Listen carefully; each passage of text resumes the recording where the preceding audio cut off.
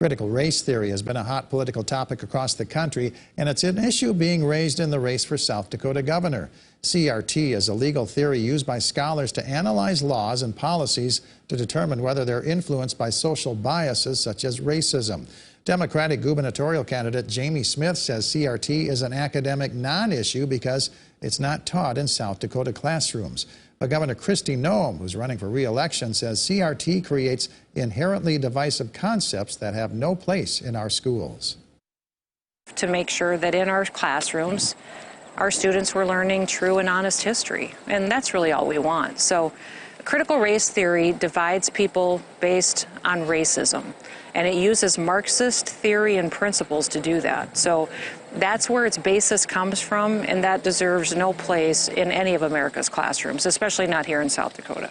CRT is a college level or above theory that is not being taught in our schools. It's a political set of letters that make people get all stirred up because they know it must be bad. Lawmakers passed a bill during this year's legislative session that bans state universities and colleges from requiring students to attend orientations and trainings involving so-called divisive concepts.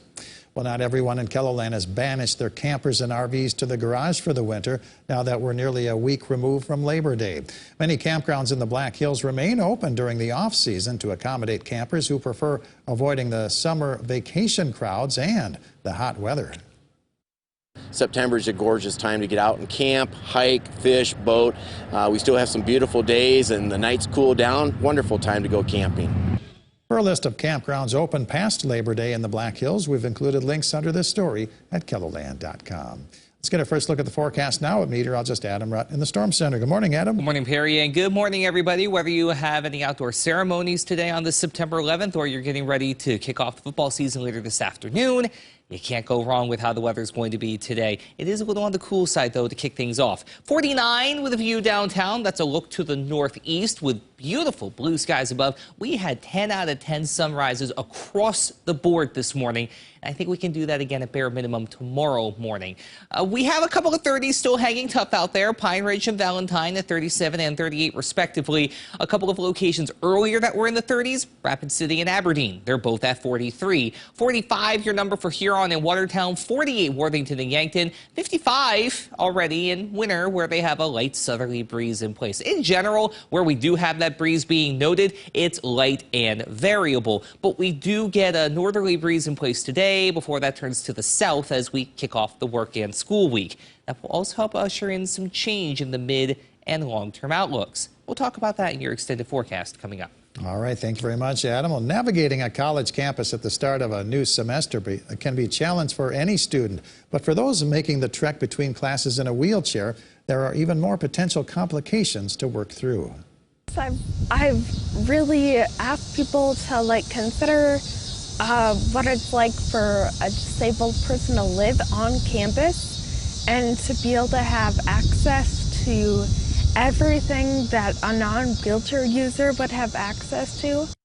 In her fourth year at Augustana University, Sioux Falls native Renee Brentro has shared her voice with her fellow students and university staff to help shed light on some of the changes that could be made around campus to make it easier for all students to access.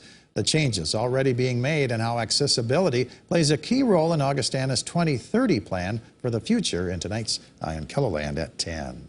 The Fall Parade of Homes features 45 new projects on display in Sioux Falls and surrounding communities. The hours are from 1 to 5. The two feature homes cost $5 to tour. All of the other homes are free to see. The money raised goes to the Home Builders Care Foundation. If you can't make it today, the Parade of Homes resumes again next weekend. The Homesteader Day Harvest Festival at Beaver Creek Nature Area near Brandon includes pioneer farming demonstrations, Civil War reenactors, Dutch oven cooking, and games. That's taking place from 1 to 4 p.m. Admission is free. Rachel's Race is a 5K run and walk in memory of Rachel Ortman, who died earlier this year following a battle with pancreatic cancer.